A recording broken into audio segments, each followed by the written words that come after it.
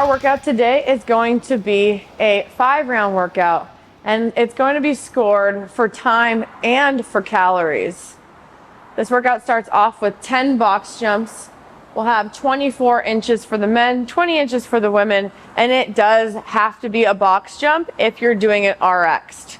So box jump, we're going to jump from 2 feet, jumping up, lifting our chest, landing and standing all the way up.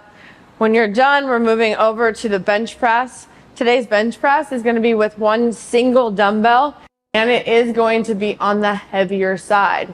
So as we go through, it's going to be 65 pounds as RX for the men and 50 as RX for the women.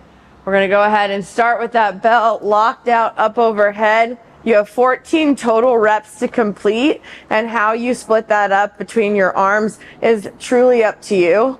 We want to make sure that the bell stays parallel to the ground. We don't get caught up in one side tilting down ahead of the other. All right. We'll finish it up with a lockout over the top, and then we're going to go ahead and safely and slowly put that bell back down to the ground.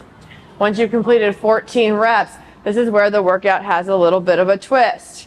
You're going to go ahead, you're going to start with a blank screen here on your assault bike. You can also do this with an echo bike. All right, so with a blank screen, that's going to give us that start when the actual handles start to move. So it'll be starting there. You're going to go for 20 seconds. When you get to that 20-second mark, we want to make sure that the calories that you got within the 20-second window is what you're going to write down. You do not get credit for that rollover, the carryover on the calories. So if it says 5 at 20 seconds, it's 5 for you, all right? So you really want to push the pace here, create a lot of fast, intense energy through the first 3 pedals, and you're going to try to hold on for as long as possible.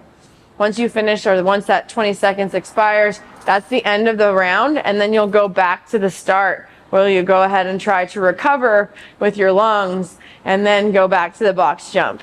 This workout is going to be fun, but also I really want you to think about that intensity that's required for the bike, and that might influence the rest of the movements. So if it does, take a second before you start your box jumps and make sure you're jumping up and above the box, not just trying to land exactly on the box at its original height. You got to jump slightly higher in order to be successful on those box jumps.